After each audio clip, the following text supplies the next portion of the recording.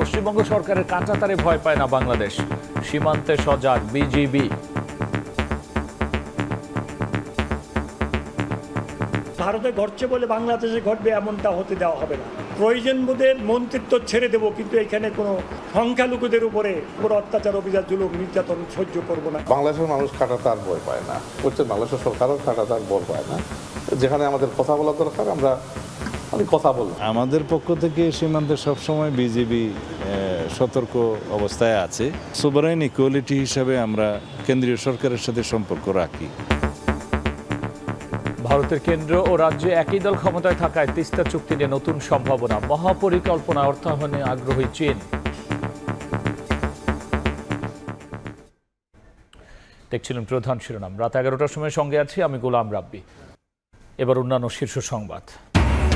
সন্ত্রাসী দুর্নীতিবাদদের রাজনৈতিক পরিচয় নয়, দেখতে হবে অপরাধী হিসেবে পুলিশকে নির্দেশ প্রধানমন্ত্রীর।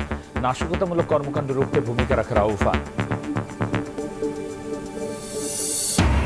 হাম উপসর্গে আরো 6 শিশুর প্রাণহানি, টিকার মজুত না রেখে অন্তর্বর্তী সরকার কেনা বন্ধ করায় প্রকোপ, সতর্কতার পর নড়েনি টনক, দ্রুত ব্যবস্থা নিয়ে আসছে নিয়ন্ত্রণে। এই যাত্রায় বিশৃঙ্খলা এড়াতে গার্মেন্টসে ধাপে ধাপে ছুটি, সড়কে শৃঙ্খলা ফেরাতে মাঠে থাকবে 69টি মোবাইল কোর্ট, পশুবাহী গাড়িতে চাঁদাবাজির প্রমাণ পেলেই ব্যবস্থা। এবং সাগরে তেল গ্যাস অনুসন্ধানের 4-5 দিনের মধ্যে আন্তর্জাতিক দরপত্র, অন্তর্বর্তী সরকারের বাতিল করা সৌর প্রকল্প যাচাই হবে, 3 মাসের জ্বালানি মজুত নিশ্চিতে কাজ করছে সরকার।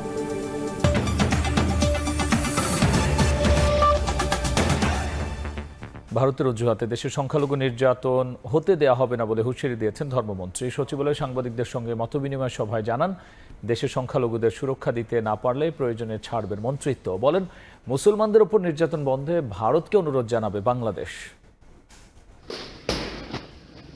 ভারতের পশ্চিমবঙ্গে নির্বাচন পরবর্তী সহিংসতায় শঙ্কিত দেশটির সংখ্যালঘু মুসলমানরা।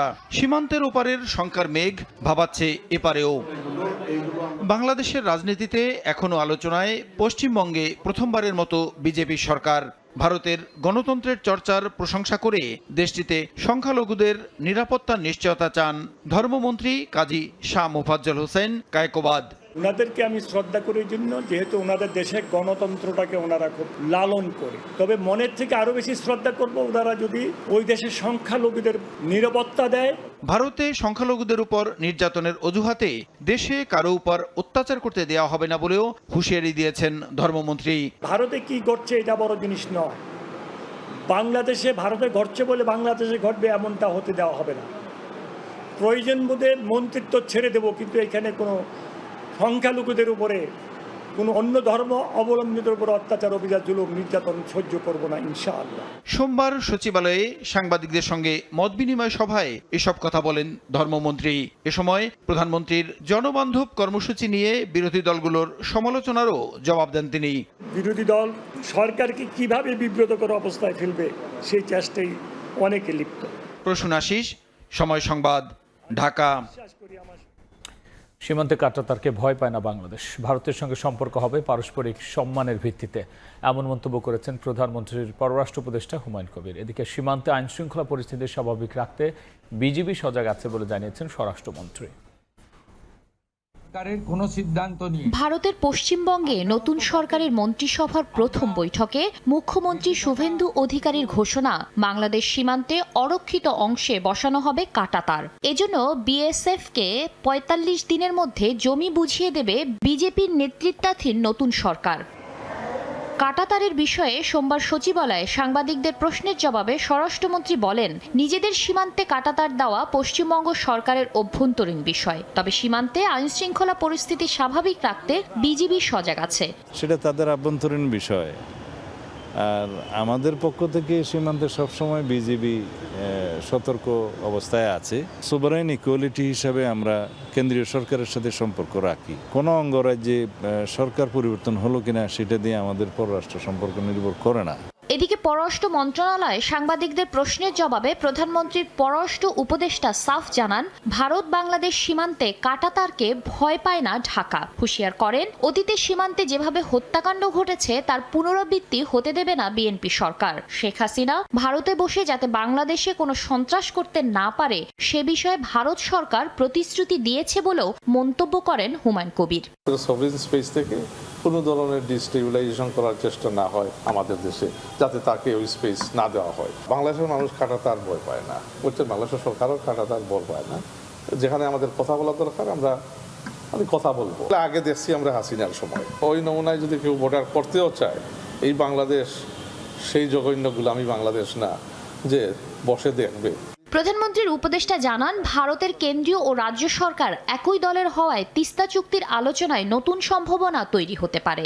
অন্যদিকে তিস্তা নদী সমন্বিত ব্যবস্থাপনা ও পুনরুদ্ধার প্রকল্পে চীনের এক্সিম ব্যাংক অর্থায়নের আগ্রহ দেখিয়েছে বলেও জানান তিনি। চায়নার এক্সিম ব্যাংক ইন্টারেস্ট শো করছে টু ফাইন্যান্স দি তিস্তা। সরকারও সেম পার্টি, আপনার তাদের প্রদেশের সরকারও সেম পার্টি, প্রাদেশিক সরকার। তো সো উই হোপ, তো এটার দিক থেকে তো মানে স্বাভাবিকভাবে এই ডিসকাশনে একটু মোর পজিটিভ অ্যান্ড লেস চ্যালেঞ্জিং হওয়ার কথা। সময় নির্ধারণ না হলেও প্রধানমন্ত্রী তারেক রহমানের চীন সফর নিশ্চিত করেন পররাষ্ট্র উপদেষ্টা। শাতিলা শারমিন, সময় সংবাদ, ঢাকা। সন্ত্রাসী ও দুর্নীতিবাজদের রাজনৈতিক পরিচয় নয়, অপরাধী হিসেবে দেখতে পুলিশ বাহিনীকে নির্দেশ দিয়েছেন প্রধানমন্ত্রী তারেক রহমান। কেউ যেন সাম্প্রদায়িক ও নাশকতামূলক কর্মকাণ্ডে না জড়ায় পুলিশ বাহিনীকে সেদিকে নজর রাখারও নির্দেশ দেন তিনি।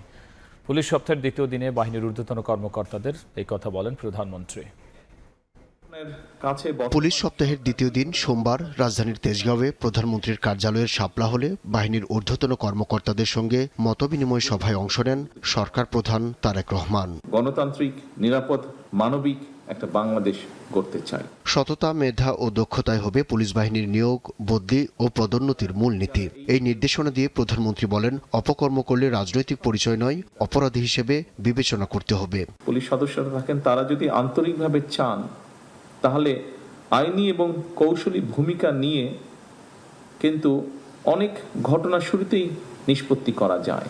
আপনাদের যে রেসপন্সটা থাকে সেটার উপরেই কিন্তু অ্যাকচুয়ালি মানুষ প্রথমেই ধরে নেয় যে আচ্ছা সরকারটা কেমন, এবং সেজন্যই পুলিশ প্রশাসনকে সরকারের আয়না হিসেবে বিবেচনা করা হয়। সুতরাং পুলিশ প্রশাসন সফল হতে কার্যত সেটা সরকারের সফলতা হিসাবেই বিবেচিত হয়। যে দুর্নীতি, সন্ত্রাস নিয়নে ব্যক্তির রাজনৈতিক পরিচয় নয়, যে বা যারা অপরাধে লিপ্ত হবে তাকে আপনারা অপরাধী হিসেবেই বিবেচনা করবেন। ফ্যাসিবাদ আমলে অবকাঠামো নির্মাণে দুর্নীতির প্রসঙ্গ টেনে তারেক রহমান বলেন, রূপপুর, কর্ণফুলী টানেল ও পদ্মা সেতুতে অপ্রয়োজনীয় খরচে বেড়েছে ঋণের বোঝা। না হলে সব ক্ষেত্রে আরো ভালো করা সম্ভব হতো। এ সময় সবাইকে কৃচ্ছ সাধনের আহ্বান জানান সরকার প্রধান। আমার অবস্থান থেকে আমি যেখানে অফিস করি সেখানে আমরা অনেক খরচ কমানোর চেষ্টা করেছি, অনেকাংশে আমরা করেওছি। এইটা করে আমি আপনাদেরকে বলতে চাচ্ছি, আপনাদের এরকম অনেকগুলো স্কোপ আছে যেখানে আপনারা করতে পারেন। এই যে 4 গুণ দামে রূপপুর আণবিক নিউক্লিয়ার পাওয়ার রিঅ্যাক্টর তৈরি করা হলো, পদ্মা ব্রিজের খরচ পড়েছে 54 না 56 হাজার কোটি টাকা। কিন্তু আলটিমেটলি তো এখানে উপস্থিত প্রত্যেকটা মানুষ সহ 20 কোটি মানুষের উপরে এই ঋণের বোঝা এসে পড়ছে। আজকে যদি এই অপ্রয়োজনীয় খরচগুলো না হতো তাহলে আপনাদের সহ আর্মির বলেন, এয়ারফোর্সের বলেন, নেভির বলেন, সহ শিক্ষা বলেন, স্বাস্থ্য বলেন, প্রত্যেকটি ক্ষেত্রে আমরা আরো বেটার কিছু করতে পারতাম। কেউ যেন সাম্প্রদায়িক বা নাশকতামূলক কর্মকাণ্ডে জড়িয়ে না পড়ে সেদিকে নজর রাখার নির্দেশনা দেন প্রধানমন্ত্রী। কেউ যেন সাম্প্রদায়িক সম্প্রীতি কিংবা কোন রকমের নাশকতামূলক কার্যক্রমে লিপ্ত হতে না পারে, এটিও কিন্তু আমাদের সকলকে মনে রাখতে হবে। এছাড়া সই করা জুলাই সনদের প্রতিটি বিষয় অক্ষরে অক্ষরে বাস্তবায়ন করা হবে বলে আবারও আশ্বস্ত করেন তারেক রহমান। আসুন আমরা সেই সিকিউর দেশটা তৈরি করে আমাদের সন্তানদের জন্য। আব্দুল্লাহ শাফি, সময় সংবাদ, ঢাকা। হাম উপসর্গ নিয়ে 24 ঘন্টায় মারা গেছে আরও 6 শিশু। নতুন করে হাসপাতালে ভর্তি হয়েছে প্রায় 1,500। টিকাদান বিঘ্নিত হওয়ায় হামের প্রাদুর্ভাব জানিয়ে স্বাস্থ্যমন্ত্রী বলেন, দেশে এখন ভ্যাকসিনের পর্যাপ্ত মজুদ আছে। টিকা ক্যাম্পেইনের মাধ্যমে পরিস্থিতি কিছুটা নিয়ন্ত্রণে এসেছে। অপুষ্টির কারণে গ্রামের শিশুরা বেশি আক্রান্ত হচ্ছে বলে জানিয়েছেন চিকিৎসকরা। দেশ জুড়ে উদ্বেগ বাড়িয়েছে হাম, ছড়িয়ে পড়েছে শহর থেকে প্রত্যন্ত গ্রামে। সিলেট, ময়মনসিংহ, রাজশাহী, বরিশাল, রংপুর, কুষ্টিয়া সহ বিভিন্ন জেলায় প্রতিদিনই জ্বরের সঙ্গে শরীরে ফুসকুড়ি নিয়ে হাসপাতালে ভর্তি হচ্ছে নতুন রোগী। রাজশাহী মেডিকেল কলেজ হাসপাতালের হাম আইসোলেশন ওয়ার্ড সহ 3টি শিশু ওয়ার্ডে ভর্তি হওয়া বেশিরভাগ রোগী চাঁপাইনবাবগঞ্জ ও কুষ্টিয়ার। অভিভাবকরা বলছেন, চিকিৎসা নিয়ে বাড়ি যাওয়ার পর আবারও অসুস্থ হচ্ছে শিশুরা। হাসপাতালের ওয়ার্ডে এক বেডে একাধিক শিশু থাকায় সুস্থ হওয়ার পরও নতুন করে অসুস্থ হওয়ার শঙ্কা তাদের। পর্যাপ্ত পরিমাণ বেড না থাকার কারণে আমাদের একটা বেডে 2-3 করে বাচ্চা দেওয়া হয়েছে। একটা সুস্থ বাচ্চার ভিতরে আবার অন্য একটা অসুস্থ বাচ্চা এনে বসিয়ে দেয়, তাইলে তো সুস্থ বাচ্চা আবার অসুস্থ হয়ে যাওয়ার সম্ভাবনা থাকে। অপুষ্টি ও শারীরিক দুর্বলতার কারণে গ্রামের শিশুরা হামে বেশি আক্রান্ত হচ্ছে বলে জানাচ্ছেন চিকিৎসক। একেবারেই দুস্থ আর্থসামাজিক প্রেক্ষাপটের দিকে যারা খুবই নিম্ন মধ্যবিত্ত বিলং করে তারাই কিন্তু খুব বেশি এখানে আক্রান্ত হচ্ছে। এদিকে সোমবার সকালে বরিশাল জেনারেল হাসপাতালে আকস্মিক পরিদর্শনে যান স্বাস্থ্যমন্ত্রী সরদার মোহাম্মদ সাখাওয়াত হোসেন। বলেন, বিগত সরকারের ব্যর্থতার কারণেই হাম পরিস্থিতির অবনতি হয়েছে। 2020-এর পরে প্রত্যেক 4 বছর পর পর হামের ক্যাম্পেইনিং হওয়ার কথা ছিল। বিগত সরকারগুলি টিকা কালেক্টও করে নাই, সেই ক্যাম্পেইনিংটা করে নাই।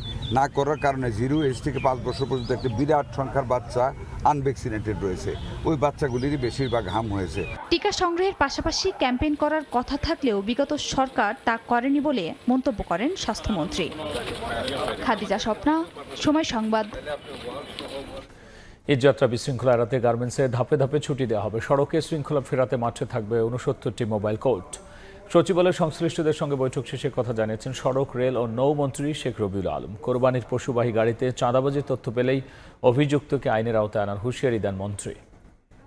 গার্মেন্টসের যেদিন ছুটি হয় সেই দিন গাজীপুর এবং ওই সংলগ্ন এলাকায় 10 থেকে 15 লাখের মতো যাত্রী একদিনে বাড়ি যেতে চান। যে যানবাহন পান তাতেই উঠার চেষ্টা করেন, ঝুঁকিও বাড়ে, দুর্ঘটনা ঘটতে পারে। বিজিএমের সাথে আমাদের একটা কথা হয়েছিল, তারা যেন ধাপে ধাপে, যেখানে ওয়ার্ক অর্ডার ওরকম নাই তারা একটু আগে গেল, এই বিবেচনা করার জন্য জোরালো দাবি জানিয়েছি, তারা আমাদের নিশ্চিত করেছে। এবার আমরা মনে করছি যে 69টি মোবাইল কোর্ট যাতে পরিচালনা করা যায়।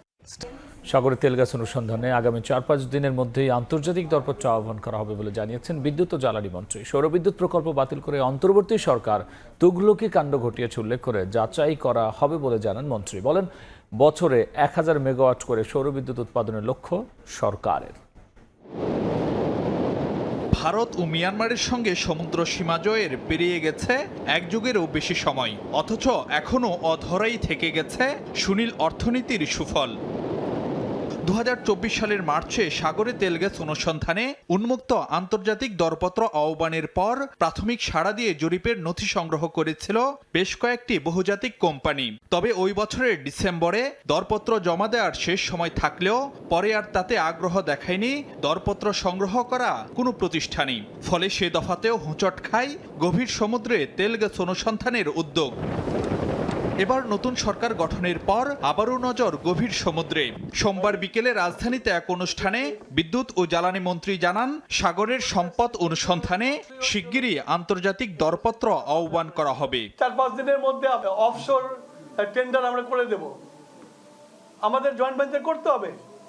আমাদের বাপেক্সের ক্যাপাসিটি নেই সমুদ্রে তেল অনুসন্ধান করা। আমরা বাপেক্সকে লেনদেন করছি। আমরা দেশের সম্পদের উপরে বেশি নজর দিয়েছি। মন্ত্রী জানান, নবায়নযোগ্য জ্বালানি থেকে বিদ্যুৎ উৎপাদনে সর্বোচ্চ গুরুত্ব দেওয়া হচ্ছে। অন্তর্বর্তী সরকারের সময় যেসব সৌর বিদ্যুৎ প্রকল্প বাতিল করা হয়েছে সেগুলো যাচাইয়ের উদ্যোগ নেয়ার কথাও বলছেন ইকবাল হাসান মাহমুদ। রিভিউ করার জন্য আমি কমিটি করে দিয়েছি। কমিটি রিভিউ করে আমাকে দিবে যে যেগুলা দেওয়ার যোগ্য অবশ্যই দেবো আমি। ফর দ্য নেশন, তার জন্য জেলে যেতে আমি চলে যাবো, কোনো প্রবলেম। কিন্তু এরা টেন্ডার করছে, এরা জমি আছে তাদেরকে আমি কেন দেবো না? এলওআই দিয়ে দিচ্ছে, বাতিল করে দিচ্ছে, মানে তুগলকি কারবার।